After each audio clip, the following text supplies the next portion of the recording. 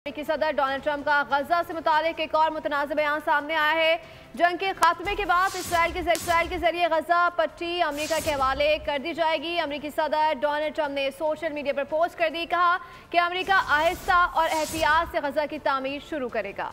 गजा की तामीर नौ अपनी नौयत की सबसे अजीम और सबसे शानदार पेशरफ्त में से एक बन जाएगी। अमेरिका गजा में तामीर के लिए दुनिया भर की तरक्याती टीमों के साथ मिलकर काम करेगा। आपको बताएं कि अमेरिकी सदर डोनाल्ड ट्रंप का गजा से मुतालिक एक और मुतनाज़ा बयान सामने आया है। जंग के खात्मे के बाद इसराइल के जरिए गजा पट्टी अमेरिका के हवाले कर दी जाएगी।